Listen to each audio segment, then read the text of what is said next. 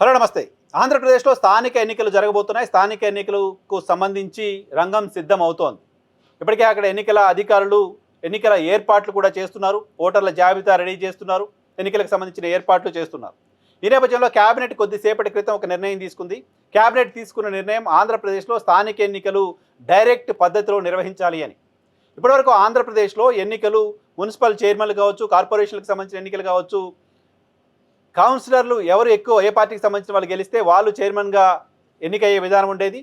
So ఎన్నికైన కార్పొరేటర్లు, కౌన్సిలర్లు మున్సిపల్ చైర్మన్ని ఎన్నుకునే విధానం ఉండేది. పరోక్ష పద్ధతిలో మున్సిపల్ చైర్మన్, డిప్యూటీ చైర్మన్ల ఎన్నిక ఉండేది.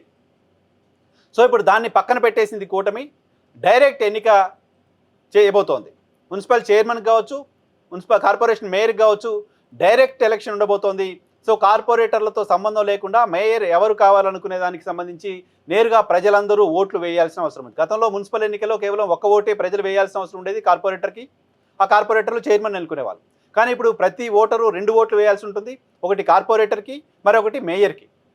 సో డైరెక్ట్ పద్ధతిలో మేయర్ నియామకం ఉండబోతోంది. ఈ డైరెక్ట్ ఫైట్ ఏ రకమైన రాజకీయ పరిణామాలని ఆంధ్రప్రదేశ్లో ఆవిష్కరిస్తుందో చూడాల్సి ఉంది. ఖచ్చితంగా ఇంట్రెస్టింగ్ పొలిటికల్ డెవలప్మెంట్స్ ఉండడానికి సంబంధించిన అవకాశం ఉంది.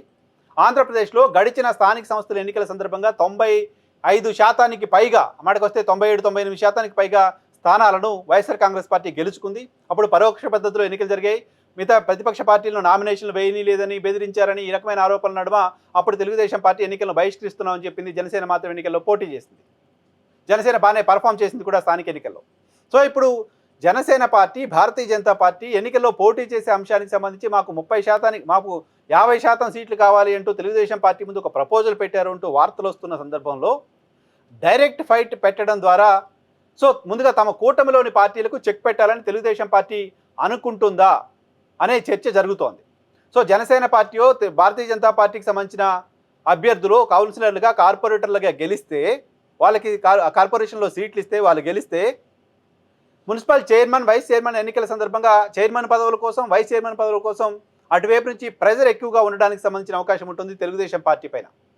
అలా కాకుండా డైరెక్ట్ ఎలక్షన్ అంటే ఎవరు ఎక్కడ పోటీ చేస్తారో ముందే క్లారిటీ ఉంటుంది కాబట్టి, జనసేనకో భారతీయ జనతా పార్టీకో ఎన్ని సీట్లు ఇవ్వాలో ముందే క్లారిటీ ఉంటుంది కాబట్టి ఏదో ఒక నంబర్కి వాళ్ళని ఫిక్స్ చేసి పెట్టేసి మిగతా స్థానాల్లో తెలుగుదేశం పార్టీ అభ్యర్థుల్ని రంగంలో ఉండేలా చూసుకోవచ్చు. ఆ రకంగా జనసేన, భారతీయ జనతా పార్టీలకు చెక్ పెట్టవచ్చు అనేది కూటమికి సంబంధించిన, తెలుగుదేశం పార్టీకి సంబంధించిన ఆలోచనగా కనపడుతుంది అనేది రాజకీయ విశ్లేషణ. అయితే ఈ డైరెక్ట్ ఫైట్ ఎవరికి లాభం చేకూరుతుంది, ఎవరికి లాభం చేకూర్చుతుంది, వైఎస్ఆర్ కాంగ్రెస్ పార్టీకి ఏ రకంగా అడ్వాంటేజ్గా ఉంటుంది చూద్దాం. వైఎస్ఆర్ కాంగ్రెస్ పార్టీకి డైరెక్ట్ ఫైట్ అనేది డెఫినెట్గా అడ్వాంటేజ్గా ఉండడానికి సంబంధించిన అవకాశం కనపడుతోంది. వైసీపీకి సంబంధించిన వాళ్ళు కౌన్సిలర్గా, కార్పొరేటర్గా ఎక్కడన్నా గెలిచినా వాళ్ళని బెదిరించో, భయపెట్టో, ప్రలోభపెట్టో మేయర్, డిప్యూటీ మేయర్ ఎన్నికల్లో అధికార పార్టీ ఓట్లు వేయించుకోవడానికి సంబంధించిన అవకాశం ఉండేది. అది నిజమా, సరైనదా కాదా అంటే సరైనదైనా కాదైనా ఇటీవల తిరుపతి మున్సిపల్ కార్పొరేషన్కి సంబంధించిన ఎన్నిక సందర్భంగా చూసాం. వైసీపీ కార్పొరేటర్ని బస్సులో నుంచి గుంజి తీసుకెళ్లి ఓట్లు వేయించుకోవడం, సాక్షాత్తు ఒక ఎమ్మెల్యేనే ఇంట్లో నుంచి కిడ్నాప్ చేసి తీసుకెళ్లిపోయిన తర్వాత ఓటు వేయించుకోవడం, ఇలా అనేక సందర్భాల్లో అనేక చోట్ల అవిశ్వాస తీర్మానాలు పెట్టి ప్రతిపక్ష పార్టీలకు సంబంధించిన వాళ్ళని తమకు ఓటు వేయించుకోవడం అధికార పార్టీ చూసాం. కాబట్టి అదే తరహా పరిస్థితి స్థానిక ఎన్నికల్లో కూడా అధికార పార్టీ చేసుకునే అవకాశం ఉంటుంది. అలా కాకుండా డైరెక్ట్ ఎన్నిక పెట్టడం ద్వారా వైఎస్ఆర్ కాంగ్రెస్ పార్టీకి సంబంధించిన బలమైన నియోజకవర్గాల్లో, బలమైన ప్రాంతాల్లో ఆయా అభ్యర్థులు నేరుగా ఢీకునేలా చేయడం ద్వారా వైసీపీకి రాజకీయంగా అడ్వాంటేజ్ ఉండడానికి సంబంధించిన అవకాశం ఉంటుంది. కార్పొరేటర్లు గెలిస్తే మనతో ఉంటారో ఉండరో, వాళ్ళని ఎత్తుకెళ్ళిపోతారేమనే భయం వైఎస్ఆర్ కాంగ్రెస్ పార్టీకి ఇంకా అవసరం లేదు, ఏ పార్టీకి అవసరం లేదు.